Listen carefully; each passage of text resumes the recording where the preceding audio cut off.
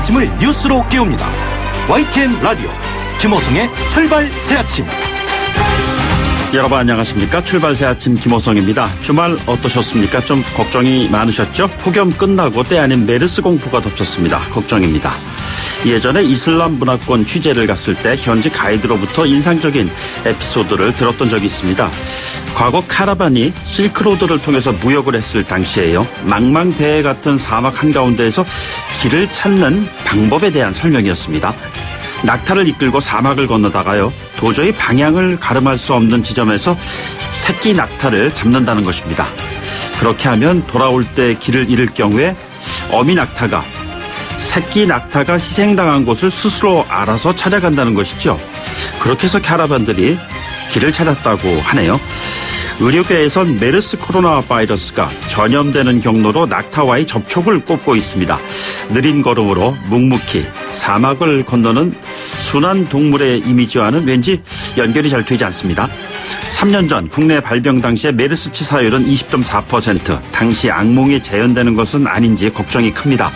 늑장 대응보다는 과잉 대응이 낫다는 총리의 인식이 모쪼록 3년 전 38명의 사망자를 낸 재앙으로 이어지지 않길 바랍니다. 앞으로 2주 추석 때까지가 고비입니다. 오늘 2부에서는요. 대한감염학회 신종감염병 특임이사를 맡고 있는 한림대학교 감염내과의 이재갑 교수로부터 메르스 현 상황, 확산 여지, 예방법 등을 알아보도록 하겠습니다. 9월 10일 월요일입니다. 잠시 후 출발하겠습니다.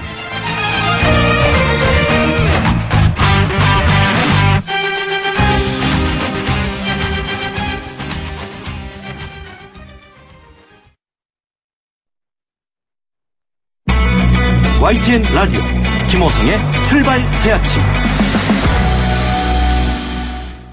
지금까지 들어온 뉴스, 오늘 꼭 아시면 좋을 뉴스 정리해보겠습니다. 시사평론가 이종훈 박사 나오셨습니다. 안녕하십니까? 네, 안녕하세요. 예, 정말 안녕하셔야 되는데요. 예. 예, 이게 지금 메르스 중동호흡기 증후군이 또 발생을 했어요. 방역에는 문제가 없었던 건가요? 문제가 있었다. 이런 네네. 지적입니다. 일단 환자는 61세 남성입니다. 네네. 지난달 16일부터 6일까지 출장을 갔습니다. 네네. 쿠웨이트 방문했고 아랍에미레이트 두바이를 거쳐서 지난 7일 오후 4시 51분에 입국했고요. 그런데 귀국한 직후에 이미 그 설사를 상당히 앓고 있어서 네네. 체력이 저하돼서 휠체어를 요청했습니다. 예. 그래서 휠체어 탄 상태에서 입국 심사를 마쳤고 그 이후에 지인이 있는 삼성 서울병원 응급실로 간 거죠. 예.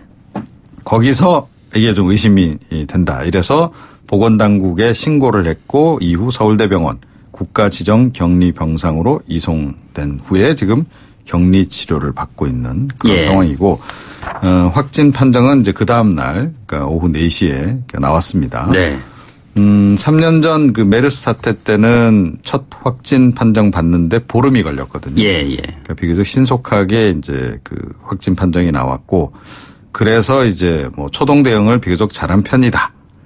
이낙연 총리도 칭찬을 하긴 했습니다만 예, 예. 입국 심사를 받을 당시에 검역 당국에 증상을 알렸답니다. 그런데. 네네. 예, 그런데 고막 체온 측정만 하고 그냥 보냈다는 거죠. 예. 그래서 뚫렸다. 그때 당시에는 그 체온이 그렇게 높지 않았다는 얘기 아니에요? 예. 예. 근데 이게 이제 본인이 이렇게 증상도 호소하고 하는데 이거 체온 측정만으로 충분했던 것인가? 네네. 예, 그런 지적이 지금 나오는 것이죠. 자, 문제는 이 확산 여지인데 추가 의심 환자도 나왔습니다. 네. 이 확진 판정을 받은 남성과 같은 비행기에 탑승했던 24세 영국인 여성. 예, 외국인군요. 예. 예. 지금 함께 지금 이제 들어왔는데 뭐 미열, 기침, 콧물 증상 이런 것들이 이제 있어서 지금 확진 검사에 들어간 상태입니다. 아직 네네. 판정이 나오지는 않은 그런 그 상황이고요. 그 아랍에미리트 국적의 남성 한 명도 그 치료를 받긴 했는데 의심 증상이 있어서. 예. 그런데 발열 증상이 없어서 귀가 조치된 것으로 일단 알려집니다. 네네. 첫 확진 환자와 접촉한 사람들 지금 뭐 CCTV 이런 것들을 확인을 했고 밀접 접촉자를 22명으로 일단 확인을 했습니다. 네네. 그 사이에 처음에는 사실은 좀 20명 정도로 알려졌다가 추가로 그 택시기사 그리고 이제 휠체어를 밀어준 도우미 한 분 이렇게 해서 이제 22명이 됐는데 일반 접촉자가 대략 한 440명 정도 된다 그래요. 네네. 그래서 더 늘어날 수도 있습니다. 앞으로 이제 2주 정도가 이제 고비라고 이제 얘기를 좀 하고 있고요. 네네. 그런데 이 확진 환자와 같은 회사 직원 2명도 쿠웨이트 현지에서 검진을 받았고요. 네. 한 명은 지금 격리 관찰 중이라고 그럽니다. 예, 자세한 내용은요. 잠시 후 2부에서요. 메르스 전문가인 한림대학교 감염내과 이재갑 교수로부터 전해 듣도록 하겠습니다. 그리고 집안 침하돼서 기울어진 상도 유치원이 철거 작업이 한창 진행 중인 것 같던데요. 네. 뭐 관련해서 뭐 증거 인멸이다 이런 주장도 있어요. 예, 그렇습니다. 사고가 난 지 나흘째죠. 이제 어제 오후 철거 작업에 들어갔습니다. 그런데 올해 3월 이미 그 상도 유치원의 의뢰를 받고 현장을 점검한 분이 있습니다. 네네. 이수건 서울시립대 토목공학교 네, 교수. 저희도 뭐 출연도 하셨었는데. 예. 이분이 어제 또 오후에 사고 현장을 들렀습니다. 그러면서 뭐라고 지적을 했느냐. 구청이 복구가 아니라 증거를 인멸하고 있다. 네네. 예. 이거 좀 기둥을 세워서 사실은 좀 현상 유지를 한 상태에서 원인 규명을 좀 더 철저히 해야 한다라는 네. 거죠. 그런데 그 절차를 생략하고 빨리 지금 허무는 데만 지금 열중하고 있다. 이런 얘기인데요. 이 교수 경우는 안전진단을 이제 지난 3월에 실시한 뒤에 무너질 우려가 높다는 내용의 보고서를 동작구청에도 전달을 했다는 거죠. 네네. 그런데 구청 측이 이제 무시를 했고 현장 조사도 단 한 차례 나가지 않았다고 합니다. 사고 전날에도 유치원 측 학부모들이 안전점검 요청을 했고 사고 발생 당일 시공사와 건축 관계자에게 현장을 확인하라라고 하는 공문을 보내는 것으로 끝. 했다는 겁니다. 예, 예. 이 탁상 행정이 낳은 전형적인 참사가 아닌가 이렇게 여겨지는데 이 서울시 측도 반응도 약간 어이가 없습니다. 예. 이거는 원칙적으로 구청 자치사무다. 그래서 이 인허가와 관련해서 감사를 할 수는 없다. 다만 위법 사항이 확인되면 시 차원에서 감사에 나설 계획이다. 예, 예. 라고 지금 이야기를 하고 있습니다. 서울시도 탁상 행정으로 일관하기는 마찬가지 아닌가 싶네요. 뭐 어린이들이 있었다면 뭐 엄청난 재앙이었을 텐데 이게 구청장님이나 서울시장님 자녀가 또는 손녀가 유치원 그 해당 유치원에 다니고 있었다면 이렇게 대응을 했을까요? 글쎄요. 예, 이 질문에 좀 답변을 마음속에 좀 가지고 계셔야 될 것 같습니다. 그리고 어제 북한 정권 수립 70주년 열병식이 열렸는데 이것은 자. 이거다라고 보여주기보다 자 이거 없잖아라는 걸 보여주기 위한 것이 아니었나 싶은 생각도 들어요. 네, 그렇습니다. 이제 어제 오전 10시부터 2시간 정도 열병식 진행이 됐는데 생중계를 안 했습니다. 예. 물론 이제 과거에도 그런 적이 있긴 한데 그런데 몇 시간 뒤에는 방영을 했는데요. 네네. 밤 9시까지 관련 보도를 아예 하지 않습니다. 예. 그러니까 보도 자체를 자제를 한 거죠. 그리고 또 대륙간 탄도미사일이나 잠수함 발사 탄도미사일도 없었습니다. 예. 김정은 위원장이 이날 그 리잔수 중국 전국인민대표회의 상무위원장과 나란히 추석단에 서서 열병식을 지켜보긴 했는데 그야말로 지켜보기만 했습니다. 예. 연설을 안 했고요. 네네. 대신 김영남 최고인민위원회 상임위원장이 개막 연설을 하긴 했는데 네네. 그 내용도 경제개발의 전선에 나설 준비기도 해야 한다. 네네. 예, 이런 내용이었습니다. 이 김정은 위원장은 또 폼페이오 국무장관을 경유해서 트럼프 대통령에게 또다시 친서를 보낸 것으로 알려지고 있는데 네네. 예, 트럼프 대통령 그래서인지 열병식도 굉장히 긍정평가를 했습니다. 네. 땡큐 김정은 위원장. 예, 만나게 될 수 있을지 참 궁금합니다. 두 사람이요. 알겠습니다. 오늘 말씀 여기까지 듣죠. 고맙습니다. 네. 네, 지금까지 이정훈 시사평론가였습니다. 여러분은 지금 FM 94.5MHz로 방송되고 있는 YTN 라디오 김호성의 출발 새 아침을 듣고 계십니다. 의견 주실 분은 짧은 문자 50원, 긴 문자 100원의 이용료가 드는 휴대전화 메시지 샵 0945 우물정 0945번으로 의견 남기실 수 있습니다. 네, 9월 정기국회에서 판문점 선언문의 국회 비준 문제가 여야 간 핵심 쟁점으로 떠오른 가운데 청와대는 내일 판문점 선언 비준 동의안을 국회에 제출할 예정입니다. 첫 관문은 국회 외통위가 될 예정이죠. 과반 출석에 출석위원 과반 찬성을 얻어야 본회의로 갈 수가 있습니다. 예, 외통위 통과도 만만치만은 않은 상황인 것 같습니다. 정의당의 이정미 대표 전화로 연결해서요. 정치 현안 관련 소식들 여쭤보도록 하겠습니다. 안녕하십니까, 의원님? 네, 안녕하세요. 네, 어제 고 노회찬 의원 49제였었는데 어떤 마음으로 보내셨어요? 지난 금요일 행사장에서는 제가 화면을 통해서 뵌 것 같은데요. 네, 금요일날 추모제가 있었고 네네. 어저께 49제가 있었는데요. 네네. 이제 진짜 노 대표님을 떠나보내는구나 이런 마음이었습니다. 예. 어제 노회찬 재단을 설립해서 이후에 네네. 고인의 뜻을 이어가자라고 하는 그런 발표가 있었고요. 앞으로 또 대표님이 남기신 말씀대로 당이 더 당당하게 앞으로 예. 나아가기 위해서 노력하겠습니다. 알겠습니다. 그 말씀 나오신 김에요. 그 노회찬 의원께서 국회의원 지내시는 한 7년 동안 대표 발의한 법안이 무려 100개가 넘는다고요? 네, 그렇습니다. 대체로 보면은 여성, 장애인, 성소수자, 양심적 병역 거부자, 소방 공무원 이런 많은 그 일종의 자기 목소리를 내기에는 여러 가지 여건이 좀 어려운 분들을 위한 법안이 참 많았다고 하는데요. 네. 자, 어떻습니까? 이 같은 일종의 유지를 어떻게 좀 이어나가실 계획이신지요? 그 많은 법안들이 다 국회를 통과하는 것이 굉장히 중요하겠지만, 네네. 이렇게 정치가 그동안 목소리를 내지 못했던 사람들을 제대로 대변하고 국민의 신뢰를 받는 국회로 거듭나기 위해서는 네네. 결국 그 민심을 그대로 반영할 수 있는 연동형 비례대표제, 선거제도 개혁이라고 하는 것이 가장 중요한 과제가 될 수 있겠습니다. 네네. 고인께서도 생전에 이렇게 선거제도가 좋은 제도로 바뀌기만 한다면 고인은 국회의원을 더 이상 안 해도 된다라고 할 만큼 강력한 의지를 갖고 있었던 법안이기 때문에 이번 20대 국회에서 모든 대정당들이 또 뜻을 내고 있고 그래서 네네. 반드시 이번 정기국회에서 이 부분을 통과시킬 수 있도록 최선을 다하고자 합니다. 대표님 그 말씀하신 김에요. 그럼 연동형 비례대표제 이 정의당 당론 아니겠습니까? 네. 자, 이게 지금 정의당 안에서 주장하는 연동형 비례대표제 많은 그 설명 그동안 하셨는데요. 좀 구체적 내용을 다시 한번 언급해 주시죠. 간단하게 얘기를 하면은 국민들이 각 정당의 정책을 보고 투표하면 그 득표율만큼 의석수를 주는 것입니다. 네네. 예를 들어서 정의당이 10% 정당이다. 그러면은 국회의석 30명 이렇게를 배정할 수 있도록 해서 다양한 이해관계자들이 자신들의 목소리를 낼 수 있는 정책에 투표하고 네네. 그것이 국회 안에서 논의될 수 있도록 만드는 그런 네네. 선거제도라고 얘기할 수 있습니다. 예를 들자면은 민주당 같은 경우에는 정당 득표율이 대략 한 25% 지난번에 그랬었는데 실제 의석은 40%가 넘잖아요. 네, 지난 지방선거에서도 한 50%의 정당 지지를 받았는데 지금 대부분의 지방의회에서 90%까지 지금 다 의석을 차지하고 있습니다. 그래서 민의의 다양성을 수렴할 수 있는 구조가 네네. 되기가 굉장히 어려운 예. 선거제도입니다. 승자 독식, 그러니까 단 1%만 많이 의석을 득표를 받아도 100% 민의를 다 가져가는 이런 구조이기 때문에 네네. 어떻게 보면은 각계각층의 다양한 이해관계자들의 목소리를 내기 굉장히 어려운 제도라고 예. 볼 수 있죠. 이게 300석 기준으로 한다면은 결국엔 지역구 의석수는 줄여야 되는 것이고요.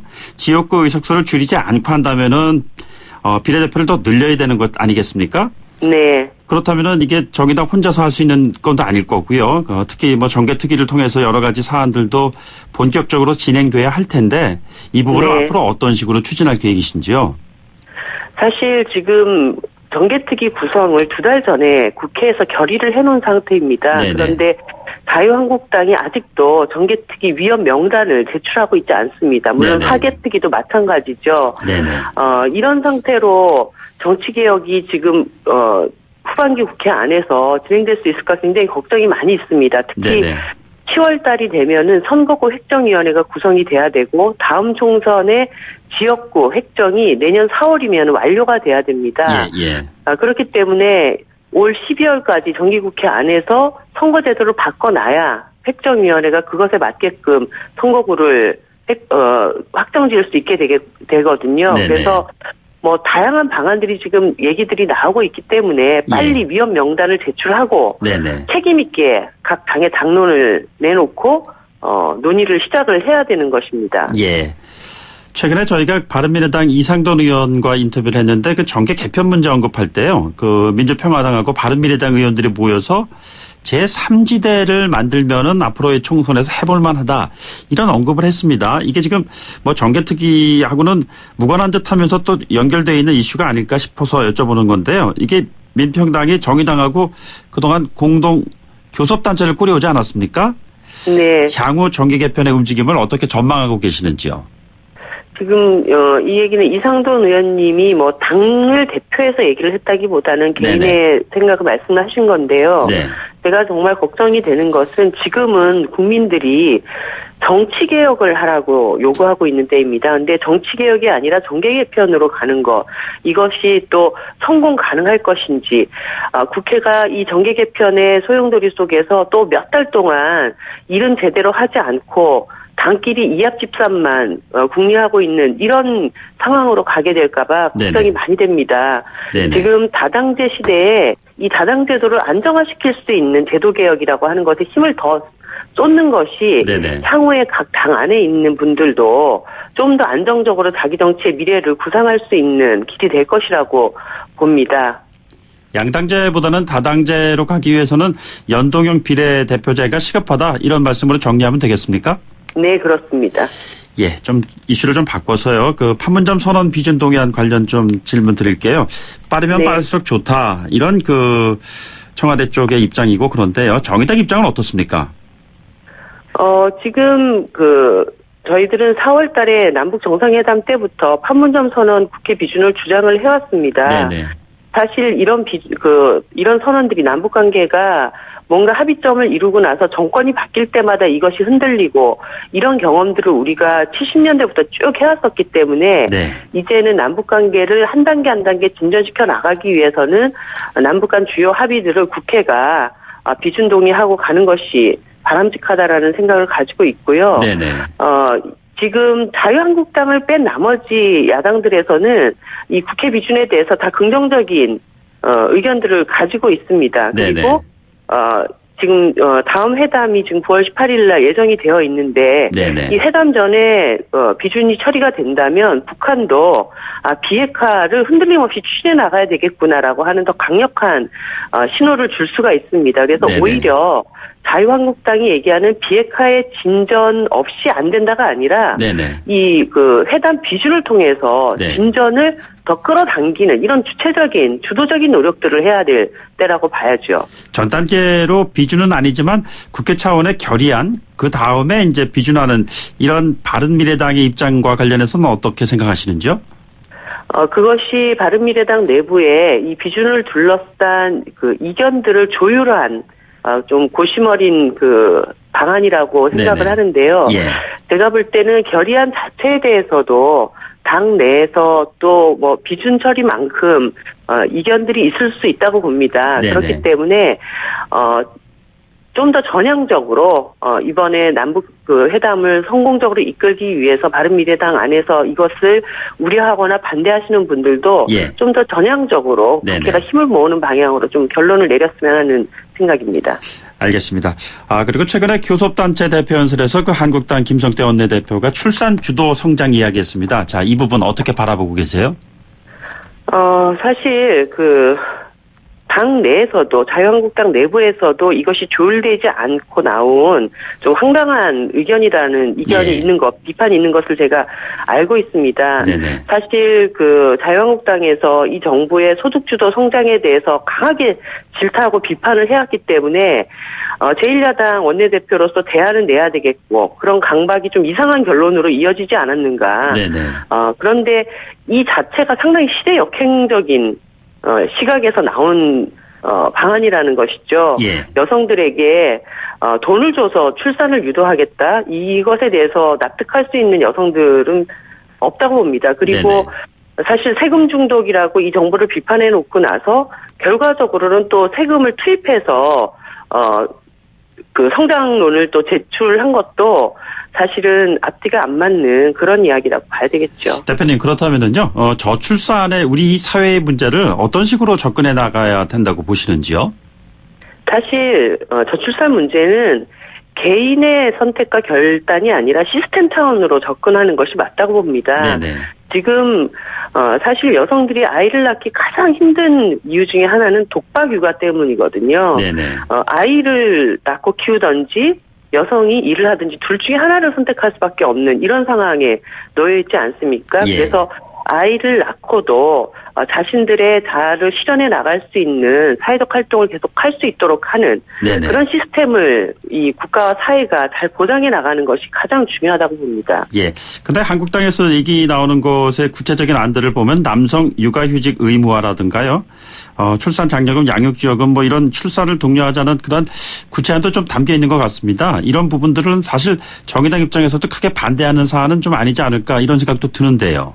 맞습니다. 남성 육아휴직 의무화는 지난 대선 당시 우리 당에 심상정 대선 후보가 공약했던 내용이기도 네네. 합니다. 그리고 육아를 국가가 책임지고 돌보는 시스템을 만들어야 되는 발상도 뭐 우리 당하고 똑같은 생각입니다. 다만 네네. 이 논의 자체가 결국은 복지 시스템을 잘 갖추자라고 하는 것 아닙니까? 네네. 그런데 이제까지 자유한국당은 경제든 복지든 국가의 개입을 반대해 왔습니다. 그러니까 전체적인 국가 운영 철학은 국가의 개입을 반대하고 심지어는 국가주의라고 하는 그런 비판까지 내세웠던 정당이 예. 이 정부를 비판하기 위해서 또다시 국가의 개입을 얘기를 하는 네네. 이런 상황이 됐다라는 것이죠. 예, 그래서 정답을 찾아가기 위해서는 비판만을 위한 비판이 아니라 네네. 잘 해나가야 될 국가의 어떤 정책에 대해서는 협력하고 보완하고 네네. 또 진짜 잘못된 것은 제대로 비판하고 이런 과정들이 있어야 네네. 자유한국당의 여러 정책들에 대해서도 국민들이 신뢰를 갖게 될 것이라고 봅니다. 예. 그리고 대표님께 연결하면 좀 한번 꼭 여쭤보고 싶었던 약간 좀 다른 이야기입니다만 지난 주말에 보면 인천에서 성소수자 축제 퀴어 인천 퀴어 문화 축제가 있었습니다. 근데 인천에서 네. 열린 건데요. 사실 같은 내용으로 하는 축제인 서울 퀴어 문화 축제에도 보면 늘 3년 연속 참석도 하고 그러셔서요. 그날 네. 인천에서 행사장에서 사실 행사가 거의 이제 불발됐지 않았습니까? 네. 자, 이런 부분 성소수자들의 축제를 바라보는 대표님의 시각은 어떠신지요? 우리 사회의 구성원들이 자신의 권리를 주장하기 위한 다양한 행사들 이런 것들이 어떤 반대자에 의해서 그것이 폭력적으로 무력화되거나 이런 일이 있는 것은 민주주의 사회에서는 더 이상 이제는 네네. 중단되어야 한다고 봅니다. 네. 각자의 목소리를 내기 위해서 또 나와는 다른 생각을 갖는다고 하더라도 그 부분을 경청하고 그 다름을 존중할 줄 아는 그런 사회로 한 발 더 나아가는 것이 네네. 민주주의의 선진화를 앞당기는 일이라고 봅니다. 관련된 이슈는 한번 하나 단일 주제로 삼아가지고 한번 이야기를 들어보는 시간을 한번 마련해 보도록 하겠습니다. 네. 네, 오늘 말씀 고맙습니다. 네, 고맙습니다. 네, 지금까지 정의당의 이정미 대표였습니다. 1부 마치겠습니다. 2부에서는요, 예고해드린 대로 메르스와 관련된 현 상황, 앞으로의 대책 등에 대해서 집중적으로 알아보도록 하겠습니다. 잠시 뒤에 뵙죠. 소통의 아침을 여는 공정한 목소리 YTN 라디오 김호성의 출발 새 아침. 예, 3년 만에 중동호흡기 증후군 메르스 확진 환자가 발생을 했죠. 지금 현재 확산될 수 있는 여지가 어느 정도 되는지요. 그리고 이에 대한 대처를 어떻게 해야 되는지 좀 자세하게 알아보기 위해서요. 한림대학교의 감염내과 이재갑 교수를 연결하도록 하겠습니다. 잠시 뒤에 대담 나눠보도록 하겠습니다. YTN 라디오 김호성의 출발 새 아침. 네, 메르스 중동호흡기 증후군 관련된 소식을 알아보도록 하는 시간입니다. 지난 3년 전에 치사율이 한국의 경우는 20.4%였습니다. 8명 가운데 2명이 사망하는 치명적인 병입니다. 사실 이 치사율은 중동 현지의 한 40%에 이른다는 것에 비하면 다소 좀 낮은 수치이긴 합니다. 그럼에도 불구하고 치사율이 여전히 높다는 데 확산 여지에 대한 관심이 굉장히 큽니다. 2015년 당시에 확산과 공포 그리고 초동대치 미흡에 대한 국민들의 걱정이 여전히 크다는 것인데요. 공항을 거쳐서 택시를 타고 병원에 들르는 과정에서의 확산 위험은 혹시 없었는지 이 부분도 굉장히 관심사 중에 하나입니다. 전문가를 연결해서 관련 내용을 짚어보기로 하죠. 대한감염학회 신종가병 특임이사 맡고 계시죠. 한림대 감염내과 이재갑 교수입니다. 교수님 안녕하십니까? 예, 안녕하세요. 네, 교수님, 그 보도에 따르면은 61세 남성분 상태가 그렇게 위중하진 않다, 뭐 이런 얘기가 나왔는데 현재 상태는 어떤지 모르겠습니다. 저도 어제 그 담당 주치의 선생님 회의 때 만나 뵀더니 네. 상태 입원할 때는 비슷비슷하다 정도까지만 얘기를 듣고요. 그 이후 얘기는 듣지 못했습니다. 아, 그렇습니까? 네. 이게 지금 보면 공항 도착 직후에 그 당사자가 직접 그 상급 종합병원으로 이제 간 것이지 않습니까? 네, 그렇죠. 자, 이게 통상 이런 과정에서 메르스를 좀 의심할 수 있는 여지는 없었을까요?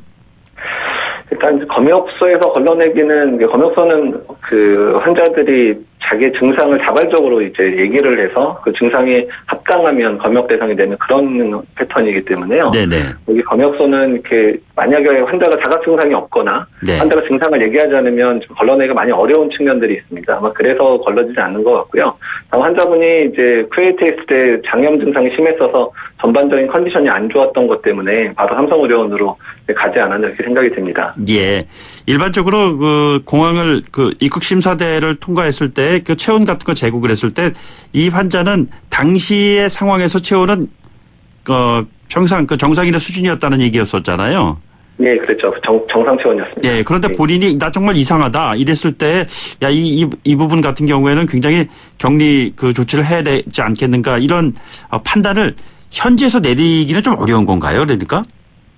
그러니까 이제 보통 공항에서 검역관이 어떤 이제 의학적인 필요가 있을 경우에는 검역관이 이제 질문을 하고 거기서 이제 이상 증후가 발견이 되면 검역 대상이 돼서 바로 거기서 이제 여러 가지 체온이나 이런 것들을 하고 문진을 한 다음에 문제가 네네. 있으면 바로 이제 국가지정경병원으로 이송을 하는 그런 과정을 거치게 되는데요. 네네. 환자분이 어쨌든 그 상황에서 증상들을 설사 등이 멎었다 그랬고 네네. 다른 증상을 수하지 않았기 때문에 검역소에서 더 이상의 조치를 하기는 쉽지 않았을 것 같긴 합니다. 아, 그렇습니까? 지금 이낙연 총리는 늑장 대응보다는 과잉 대응이 낫다. 뭐 이런 교훈을 우리가 3년 전에 얻은 것이 아니냐 이런 얘기도 하고 지금 긴급대책회의 대응 본부 설치 뭐 이렇게 지금 움직이고 있는데요. 이게 네. 초동 대처는 지금 잘 되고 있다고 보십니까? 일단 그 환자가 병원에 내원했을 때부터의 상황은 상당히 잘 이제 적용이 된 것 같은데요. 네네. 이제 예전에 가장 큰 문제였던 거는 환자가 메르스인지 모르는 상태에서 병원에 입원했거나 응급실에 있거나 이러면서 많은 이제 노출자들이 발생하고 환자가 발생했었는데 네네. 이번 같은 경우는 병원 도착했을 때 메르스 의심, 그러니까 발열도 있고 또 중동적 여행자니까 메르스 가능성이 높겠다 하면서 초반부터 격리를 하면서 의료진이나 환자들의 노출이 거의 최소화시켰거든요. 네네. 이 부분만으로도 일단 상당히 이제 잘 병원에서의 대처가 상당히 좋았다는 생각이 들고요. 네네. 또한 이제 이런 부분들을 만들기 위해서 이제 정부에서 계속해서 메르스 대응 지침들을 계속 발표하고 병원들이 이렇게 훈련하도록 계속 권장을 하고 있었거든요. 예, 그래서 그런 부분들이 잘 작동한 거로 생각이 됩니다. 교수님, 지금 감염 관련해 가지고요. 이게 지금 환자의 곁에 있지 않고 공기 중으로도 감염이 될 수 있다는 뭐 이런 이야기가 나오면서 사실상 공포가 공포를 키우는 그런 상황으로 번질 수도 있다는 그런 지적이 많이 있는데요. 이게 정확한 감염이 어떻게 되는 건지 이 기회에 좀 한번 좀 정리를 해 주시죠. 아직까지 확정된 감염 경로가 밝혀진 건 아니지만 현재 병원 내에서 발생하는 패턴이나 지역사회에 발생하는 패턴을 봤을 때는 비말 감염이라 그래서 침방울 안에 있는 바이러스가 이제 보통 가면서 그거에 직접적인 이제 노출이 있거나 또는 환경에 오염된 바이러스를 만졌을 때 그것들이 이제 내 몸으로 이제 입이나 이런 거로 들어갔을 때 발병된다 이런 패턴들을 이해를 하고 있습니다. 다만 이제 2015년에 우리나라도 그렇고 사우디의 사례도 보게 되면 지역 사회 내에서의 감염 사례는 많지는 않습니다. 비행기 안이나 아니면 대중교통 안에서 환자가 실제 발생하는 경우는 거의 없고 거의 대부분 병원에 입원했을 때 병원 안에서 이런 바이러스에 대한 검사라든지 여러 가지 조치를 하면서 바이러스가 확산돼서 이제 발병한 경우들이 상당히 많았거든요. 그래서 병원 내 감염을 막는 게 언제나 메르스는 이제 최선의 방법이기는 합니다. 예, 그러니까 환자 당사자와 곁에 좀 있었을 때 이게 감염이 되는 것이지 공기 중에 감염을 해서 될 가능성은 지금으로서는 그렇게 크지 않다라고 봐도 되는 건가요? 네, 맞습니다. 그래서 현재 지금 노출자들의 대부분이 비행기 안에서 이제 노출이 된 부분들이 제일 많잖아요. 400여 명 넘게 되는데. 그러니까 그런 부분 따져봤을 때는 비행기 안에서 실제 발병자가 있을지 여부에 대해서는 일단은 지금까지 사례에서는 비행기 내 전파 사례는 없었거든요. 네네. 그래서 비행기 내에서 전파 사례는 이제 최소화 없을 것으로 예상을 하는데 어떻든 간에 그래도 뭐 이제 신종감염병이라 어떤 일이 벌어질지 모르니까 일단 노출자들, 그러니까 접촉자들에 대한 관리는 어떻든 간에 철저히 해야 되는 건 맞습니다. 예. 그러니까 예를 들자면 같은 비행기에 타고 있었던 분이 환승을 할 수도 있었을 거고요. 그렇죠? 네. 그리고 뭐 공항에서 이동 중에 또 예기치 않은 접촉할 수도 있었을 거고 뭐 이랬을 텐데 그럼 그런 일반적인 접촉자들도 지금 하나하나 다 지금 연락을 취해 가지고서는 후속 조치를 하고 있는 중이라고 이제 봐야 되는 건가요?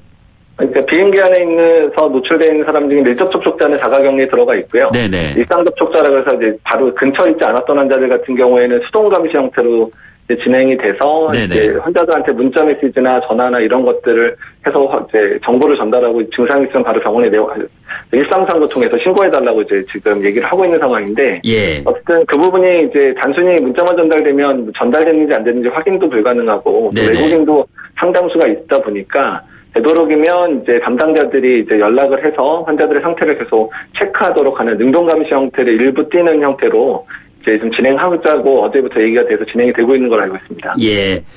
최대 고비가 2주다 뭐 이렇게 알려져 있지 않습니까?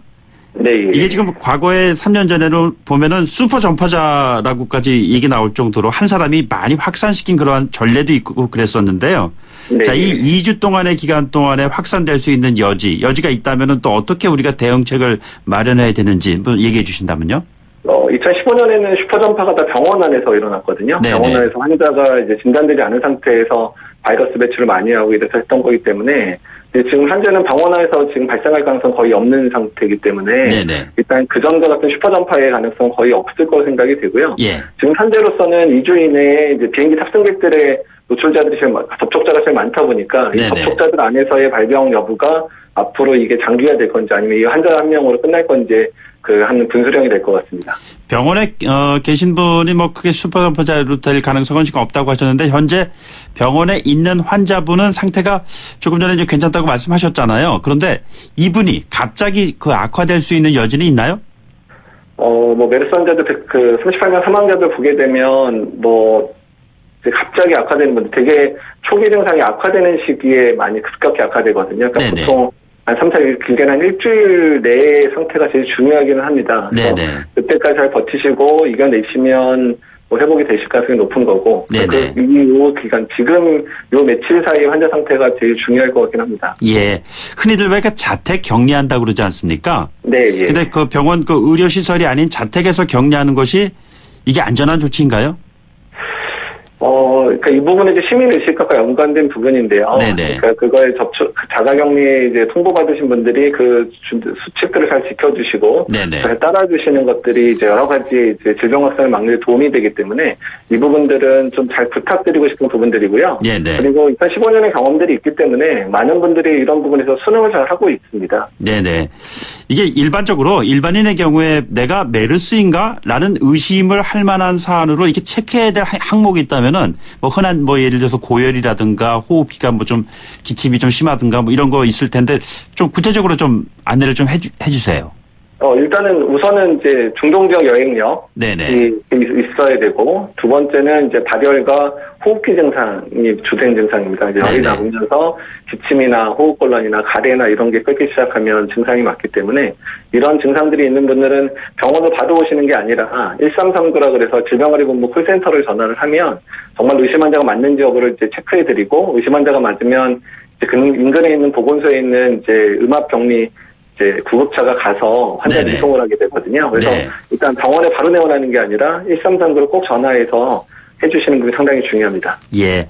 그리고요, 교수님, 이건 굉장히 단순한 질문인 것 같기도 하는데 제가 많은 분들에게 좀 직접적으로 좀 궁금하다고 해서 물어본 사안인데요. 이게 코로나 바이러스라는 게 포유류, 조류 이런 데서 이제 호흡기 질환을 일으키는 그런 경로로 이루어지는 것이잖아요. 그런데 이 메르스가 낙타가 매개체가 돼서 이루어진다는데 그렇다면은 여행 가면은 낙타 같은 주변에 있으면 좀 안 되지 않나라는 우려를 하는 그러한 여행 예정자들이 좀 이런 질문을 해요. 실제로 그렇습니까? 네, 실제로 그렇습니다. 실제 사우디에서 발생하는, 그러니까 지역사회 내에서 발생하는 환자들의 대다수가 낙타 접촉력 또는 낙타에서 나온 부산물들을 적절히 이제 조리하지 않은 상태에서 먹은 게 확인이 되고 있거든요. 네네. 그래서 중동 지역 여행할 때는 낙타하고 접촉 최대한 삼가하셔야 되고요. 네네. 그다음에 중동 지역에서의 이제 고위험 노출로, 고위험 이제 접촉으로 보는 것 중에 하나가 병원 방문입니다. 네네. 그래서 불가피한 상황이 아니라면 병원 방문도 되도록 안 하시는 게 좋을 것 같습니다. 아, 그렇습니까? 그러면 네. 병원 방문을 하지 않을 경우에는 그러면 1차적인 진료라든가 뭐 이런 부분은 어떻게 해결을 해야 되죠?